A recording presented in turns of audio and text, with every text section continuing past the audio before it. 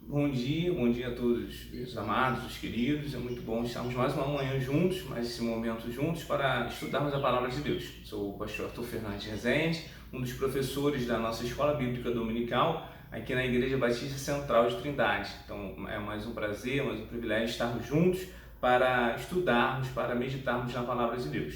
Vamos estar orando nesse momento para que tenhamos um bom estudo. Vamos orar? Nosso Deus, nosso Pai, muito obrigado a Deus por este dia, por nossas vidas. Muito obrigado, Senhor, porque o Senhor tem estado conosco, tem nos guardado, nos deste, Senhor, esse final de semana, nos tem dado mais uma manhã de domingo para juntos estudarmos a Tua Palavra. Dá-nos a Tua sabedoria, o Teu amor, Senhor, a cada dia. Em nome de Jesus, amém, Senhor. Amém, amados. E nos nossos estudos, já estamos no mês de dezembro, nos encaminhando para o final de mais um trimestre, e estamos estudando as cartas de Paulo. As cartas que o apóstolo Paulo escreveu, e estudamos cartas destinadas às igrejas, e estaremos agora estudando algumas outras cartas. Essas 3 primeiros domingos estaremos estudando sobre as cartas que chamamos de cartas pastorais, a qual o apóstolo Paulo escreve diretamente a alguns líderes, que é Timóteo e Tito. Primeira de Timóteo, segunda de Timóteo e a carta de Tito. Então são cartas destinadas a líderes, a pessoas que auxiliavam o ministério do apóstolo Paulo, e estaremos então entendendo como Paulo lida com esses irmãos, fala sobre esses irmãos, incentiva, anima esses irmãos que estão distantes, mas estão também atuando no ministério, estão também no ministério da palavra, anunciando a palavra de Deus a outros povos, a povos já visitados, e que possamos então estar meditando neste momento, sabendo que o apóstolo Paulo quer falar a essas pessoas e o que fala ainda hoje aos nossos corações. Então estaremos meditando sobre a primeira carta de Paulo a Timóteo. Nosso texto base é o capítulo 6, o verso 11. Vamos estar lendo nesse tempo. 1 de Timóteo 6, verso 11. Mas você, homem de Deus, fuja de tudo isso. Viva uma vida correta de dedicação a Deus, de fé, de amor, de perseverança e de respeito pelos outros. Ainda no 12, corra a boa corrida da fé e ganhe a vida eterna, pois foi para essa vida que Deus o chamou, quando você deu o seu belo testemunho de fé na presença de muitas testemunhas. Então aqui nós vemos o apóstolo Paulo incentivando a que Timóteo, mais uma vez, fuja, deixe para trás as coisas que podem nos corromper, podem nos desviar do nosso foco principal. E aqui ele fala de uma corrida, então cada vez mais numa corrida nós deixamos para trás os obstáculos, seja percurso ou sejam obstáculos mais visíveis, mas nós devemos deixar para trás esses obstáculos e seguirmos para o alvo, seguirmos para a linha de chegada, que é estarmos em comunhão com o nosso Deus e cooperando para o Evangelho do nosso Deus. Então que possamos ter isso em mente, que o apóstolo Paulo estava incentivando a Timóteo, apesar de que vamos ver durante a sua carta de falsas doutrinas, apesar de pessoas que querem corromper o Evangelho de Cristo, pessoas que estão apostatando da fé, de heresias, apesar de líderes que não andam segundo a vontade de Deus. Paulo orienta aqui Timóteo, deixe isso tudo para trás e siga avante, siga adiante, siga firme naquilo que ele foi ensinado, foi doutrinado, e que ele siga firme no propósito de servir a Deus e estar mais uma vez em comunhão com Deus. Então que nós também possamos entender isso em nossa vida. Será o que nós devemos abandonar? O que nós devemos abdicar a cada dia para que nossa caminhada cristã seja uma caminhada digna, seja uma caminhada sincera, seja uma caminhada verdadeira e, acima de tudo, uma caminhada que agrade a Deus, não agrade a homens. Aqui o apóstolo Paulo estaria falando também isso, que você siga essa corrida para chegar no pódio que está nos céus, não num pódio humano, não para recolher louros humanos, mas para recorrer àquilo que Deus está guardando para cada um de nós. Então aqui nesse texto, nessa carta, nós possamos ter isso em mente. O apóstolo Paulo vai trazer à luz muitas dificuldades que possam surgir e vai também ensinar o jovem líder, o jovem Timóteo, a como ele pode liderar, a como ele pode formar outros líderes ali naquela localidade, ali naquela comunidade cristã. Então que possamos entender isso, que nós devemos abandonar a cada dia, o que nós devemos nos afastar a cada dia ou mesmo fugir a cada dia e como nós possamos transmitir isso a outros, a ponto de sejam pessoas maduras, sejam pessoas compreendidas, sejam pessoas que possam liderar, possam gerar outros frutos além de si mesmos. Então que esta carta possa falar isso aos nossos corações. Então o primeiro ponto, o primeiro título que temos para a nossa lição é cuidado com as falsas doutrinas. Então o apóstolo Paulo está ensinando a Timóteo a ter cuidado com falsas doutrinas, e ele fala sobre falsas doutrinas que falam sobre lei, falam sobre evangelho, e essas heresias são sempre mentiras e o cristão precisa agir de forma firme. Se a gente puder ler rapidamente, em 1 Timóteo, já no primeiro capítulo, o capítulo 1, a partir do verso 3, ele já fala sobre isso, onde muitas Bíblias já têm esse subtítulo de falsas doutrinas. Peço que você continue na cidade de Éfeso, como já pedi quando estava indo para a província da Macedônia. Existem aí nessa cidade alguns que estão ensinando falsas doutrinas, e você precisa fazer com que eles parem com isso. Diga a essa gente que deixe de lado essas lendas e as longas listas de nomes de antepassados, pois com essas coisas o plano de Deus é conhecido, pois essas coisas só produzem discussões. Elas não têm nada a ver com o plano de Deus, que é conhecido somente por meio da fé. Então aqui o apóstolo Paulo fala para ele repreender essas pessoas, que essas pessoas querem viver com Cristo, querem viver na comunidade cristã, então eles devem abandonar essas práticas. E aqui falando sobre listas de nomes ou genealogias, mas o que nós podemos ter será quantos assuntos nós muitas vezes nos perdemos, até mesmo em nossas classes da EBD, né? A gente gosta muito de conversar e muitas vezes levamos tantos assuntos que só geram discussões, só geram conflitos, só geram dissoluções. Ou seja, para que perder, o que o apóstolo Paulo está falando? Para que perdermos tempo com assuntos que não geram fruto diante de Deus?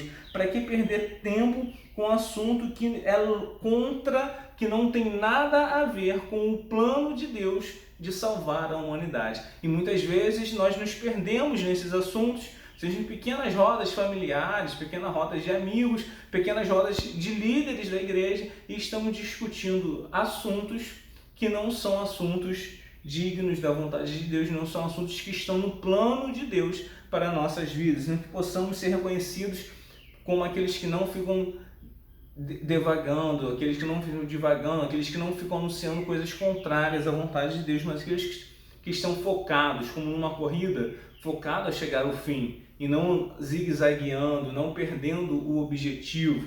Então que possamos ter isso em mente, nos afastar de falsas doutrinas, nos afastar daquilo que não é a vontade, não é o plano de Deus. E em seguida ele fala também quando essas falsas doutrinas são a apostasia. E lá no capítulo 4 a gente fala sobre falsos mestres. São pessoas que estão tirando o foco da vontade de Deus. O capítulo 4, a partir do verso 1.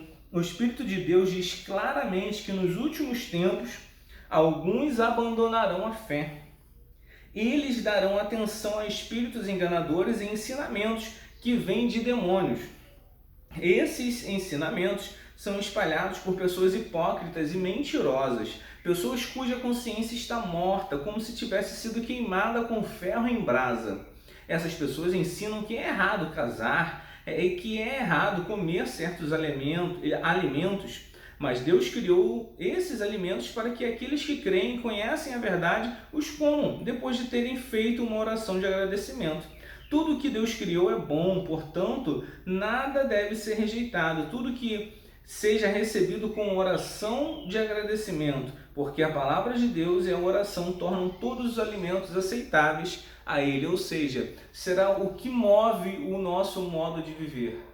É aquilo que eu posso, aquilo que eu não posso, é me submeter apesar das leis ou é submeter ao agradecimento a Deus, ao amor de Deus. Então aqui o apóstolo Paulo fala que muitos líderes abandonam a prática da Bíblia para impor regras, impor medidas, impor leis, impor ações de homens para se satisfazer o próprio ego, que aqueles outros a quem a lei são objeto estão cumprindo a lei que ele impôs. ou seja, pessoas que estão apostatando, estão abandonando a verdadeira palavra, o verdadeiro ensino, estão incutindo normas, incutindo regras que são diferentes daquilo que Deus tem para nossas vidas, que possamos estar atentos a cada dia. Será que temos feito tudo o que temos feito agradecendo a Deus?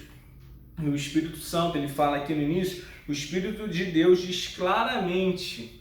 Então o Espírito de Deus clareia a nossa mente. O Espírito de Deus é capaz de nos mostrar se por acaso o que estamos fazendo é doutrinas que não são boas diante de Deus. O Espírito de Deus vai nos convencer deste erro e nos levar mais uma vez para o centro, o plano da vontade de Deus. Então que possamos estar atentos, conforme Paulo falou, a oração pode tudo, o coração agradecido é o que Deus quer de nós, e não o cumprimento de regra, não sermos escravizados por homens, mas que possamos estar sempre com corações gratos diante de Deus. E se eu faço ou não faço alguma coisa, que eu seja capaz de entender que o que eu não faço para agradar a Deus, não para agradar a homens. O que eu faço para agradar a Deus e não para agradar a homens. Se por acaso eu faço alguma coisa e isso me constrange,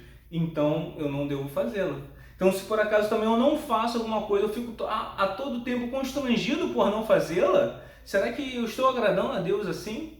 Será que eu estou agradando a Deus em minha vida, em minha família? Ou seja, que o que eu faça, eu sinta um coração agradecido e agradeça a Deus, e Ele vai me mostrar, vai confirmar aquilo que estamos fazendo, se essa mesmo é a sua vontade, a vontade de Deus para nossas vidas, sendo que possamos entender sobre falsas doutrinas, sobre falsas práticas, sobre apostasia, sobre pessoas que querem deturpar o bom evangelho de Cristo, incutindo leis, incutindo regras. E ainda fala no capítulo 6 sobre as falsas doutrinas e o dinheiro. No verso 3 nós vamos ter: se alguém ensina alguma coisa diferente e não concorda com as verdades da palavra do nosso Senhor Jesus e com os ensinamentos da nossa religião, essa pessoa está cheia de orgulho e não sabe nada. Discutir e brigar a respeito de palavras é como uma doença nessas pessoas. E daí invejas, brigas, insultos, desconfianças maldosas e discussões sem fim. E como costumam fazer pessoas perderem o juízo e não ter mais a verdade. Essa gente pensa que a religião é um meio de enriquecer. É claro que a religião é uma fonte de muita riqueza, mas só para a pessoa que se contenta com o que tem. O que foi que trouxemos do mundo? Nada. E o que dele levaremos? Nada. Portanto, se temos comida, roupas, fiquemos contentes com isso. Porém, os que querem ficar ricos caem em armadilha de muitos desejos tolos, que fazem mal e levam pessoas a se afundarem na desgraça e na destruição. Pois o amor ao dinheiro é uma fonte de todos os males, e algumas pessoas, por quererem tanto ter dinheiro, se desviaram da fé e encheram a sua vida de sofrimentos. Então aqui o apóstolo Paulo fala sobre discussões inúteis, sobre conversas tolas e sobre principalmente o contentamento. Então, falsas doutrinas e o dinheiro, falsas doutrinas e o contentamento. Aonde está o meu contentamento? E o apóstolo Paulo fala que o evangelho é um lugar de riquezas, sim, de riquezas, porque a pessoa compreende o que lhe dá riqueza, o que é ser rico. E que ele fala, para o mundo isso não é ser rico. É claro que a religião é uma fonte de riqueza, mas só para a pessoa que se contenta com o que tem. A partir do momento que eu consigo me contentar, aprendo a me contentar com o que tenho, nós somos ricos. Nós podemos ter tranquilidade, estarmos em contentamento, estarmos satisfeitos. Então aqui o apóstolo Paulo fala sobre isso, que há muita pregação que precisamos ter mais, buscar somente o material, buscar somente o dinheiro, e isso não vai trazer satisfação, isso não vai trazer contentamento. Aqui ele fala que as pessoas se aprofundaram em imensa desgraça e destruição. Então que possamos entender isso, que a nossa busca deve ser pelo contentamento, pela satisfação, que somente no Senhor nós encontraremos e acharemos. Então, abandonando falsas doutrinas com relação ao dinheiro e ao uso do dinheiro, como nós devemos usar o dinheiro e enxergar a sua necessidade, com satisfação, com contentamento, estando satisfeito com aquilo que Deus nos dá a cada dia. E em segundo ponto, nós temos que zelo pelo ministério e oração. A cada dia devemos orar cada vez mais e olhar sobre nossas condutas. E no capítulo 2 fala isso, sobre conselhos sobre a oração. E no 2, o verso 1 afirma: em primeiro lugar, penso que sejam feitas orações, pedidos e súplicas e ações de graças a Deus em favor de todas as pessoas. Orem pelos reis e por todos os outros que têm autoridade, para que possam viver uma vida calma e pacífica, com dedicação a Deus a respeito de outros.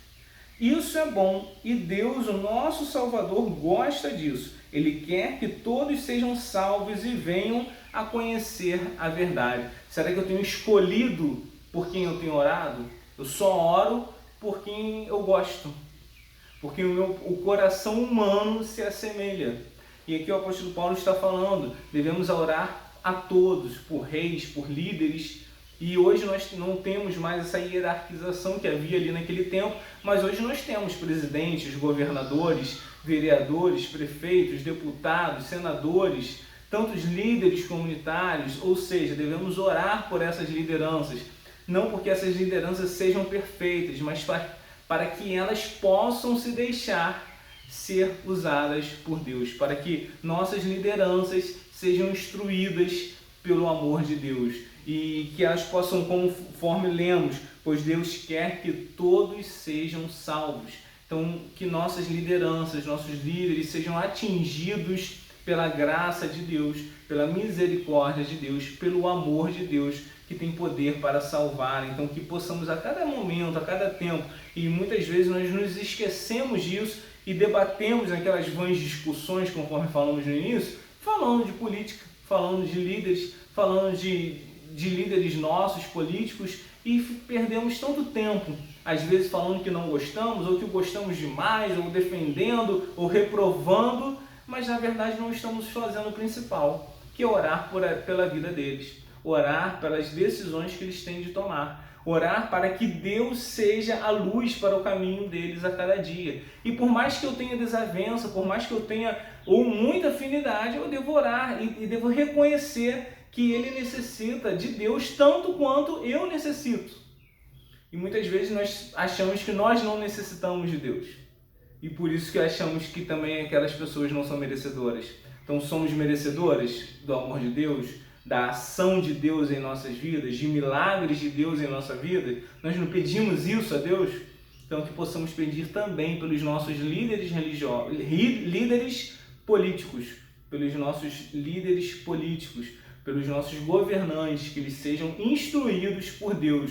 E por mais que eles, um ou outro, sejam opostos, que todos eles sejam usados por Deus. Por mais que sejam políticos, que não seja o meu que ganhou, ou o meu é o que ganhou, que eles sejam usados por Deus, instruídos por Deus, que a vontade de Deus esteja permeando, pairando sobre a vida deles. E por mais que muitas vezes temos líderes que nós reconhecemos, são reconhecidamente opositores da vontade de Deus, que nós possamos ainda mais rogar a Deus para que Deus chegue a esse coração, para que Deus chegue a essas vidas. Então que possamos a cada dia estarmos com orações, conforme fala aqui, com súplicas, intensas orações fervorosas, para que a vontade de Deus seja manifestada em nosso bairro, em nossa cidade, em nosso estado, em nosso país, em nosso mundo. Que líderes sejam de acordo com a vontade de Deus, andem de acordo com a vontade de Deus. Amém? E no ponto 3 nós temos orientações para outros líderes, na formação de líderes. E a partir do capítulo 3 ele fala como devem ser bispos, como devem ser diáconos, como devem ser as mulheres, ou seja, como estabelecer uma sociedade cristã onde pessoas possam se ajudar. E para que pessoas possam se ajudar, tem que ter uma organização e aqui uma hierarquia para o cumprimento da vontade de Deus, falando de bispos, de líderes, de pastores, como eles devem agir, como eles devem ser diáconos, o que eles devem fazer, o que eles devem a cada dia praticar em suas ações. Ele fala no capítulo 3, o verso 1, esse ensinamento é verdadeiro. Se alguém quer muito ser bispo na igreja, pastor, como nós chamamos, está desejando um trabalho excelente. Ele deve ser um homem que ninguém possa culpar de nada, deve ter somente uma esposa, ser moderado, prudente e simples. Deve estar disposto a hospedar pessoas em sua casa e ter a capacidade de ensinar. Então, que possamos zelar por esses atributos, possamos ver pessoas com esses atributos e reconhecer em nossos líderes esses atributos. E por deveras vezes que não enxergamos, que possamos pedir a Deus que instrua, que capacite a cada um dos nossos líderes para que eles venham ser segundo a vontade de Deus, segundo a Bíblia, segundo a palavra de Deus, o que Deus deseja para eles. E os diáconos, do mesmo modo, os diáconos devem ser homens de palavra, sérios, não beber muito vinho, nem ser gananciosos, devem se apegar à verdade revelada da fé e ter sempre a consciência limpa. Então aqui ele não explica muito o diácono, mas a palavra aqui por si só ela já traz o que é. Diácono ali no grego é aquele que serve, aquele que está repondo a mesa. Muitos de nós já fomos a alguns restaurantes, então restaurantes que as guarnições são postas à mesa e os garçons a todo tempo vê se aquilo está acabando, se não está, e vem ali, bota mais, não sabe nem quando a gente come, mas está ali botando. Às vezes nem a gente reconhece o quanto a gente come ou não deveria comer,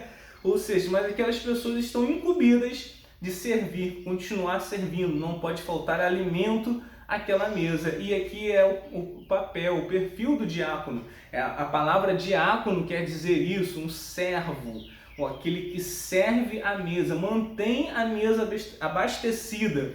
E aqui fala que o diácono tem esse zelo tanto pela vida dos bispos quanto pela vida daqueles que estão na casa de Deus. Então os diáconos, aqueles que estão servindo na casa de Deus, aqueles que estão colaborando, cooperando. E hoje nós temos em nossas igrejas instituidamente diáconos, um ministério diaconal, que são pessoas instruídas, são pessoas avaliadas segundo a vontade de Deus. Mas também nós devemos entender que você também, na casa de Deus, devemos ser diáconos, devemos ser aqueles que estão servindo a Deus, estão levando a mensagem de Deus a outras pessoas.